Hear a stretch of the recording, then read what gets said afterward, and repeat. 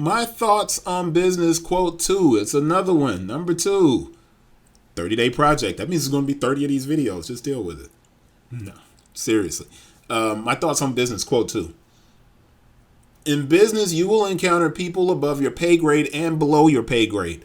Treat everyone the same and you avoid problems later on. Each person is important and valuable. If you win, you learn. And if you lose, you can learn. But you never learn if you don't engage. Remember, however, if you are going to engage with people, be prepared for misunderstandings and problems. But also, be prepared for great outcomes. The way you respond to the good and the bad determines your trajectory. That's business quote 2.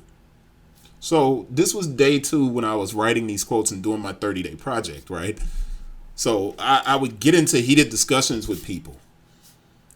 And I used to respond with a whole lot of North Memphis and Southeast Dago in me, right? So North Memphis is where I grew up till I got out to Whitehaven. And then I lived in Southeast San Diego for a long time. And when I would respond to people, I would flip into these kind of modes. Flip mode. All right. So that was back then. That was about a year and a half ago. I would respond to people with these really, I was very harsh, right? And what I learned back then over that last year was responding with these gangster intentions lost me a bunch of money. And it damaged relationships. I offended people. I was rude to people. It just wasn't good. When I was writing these quotes, I started to analyze why the discussions happen. And I realized it was because I thought I was helping someone who didn't need my help. In other words, I would get mad at people because I thought I was helping them. They didn't need help. My arrogance was generating the conflict. So I would respond with these heated kind of words, and I'm typing in keyboard warrior, right? And I finally got to the point where I stopped responding that way. And I was like, you know what? I'm not meant to help anybody here. That's not my job. I got to move on from this. But then I realized, you know what?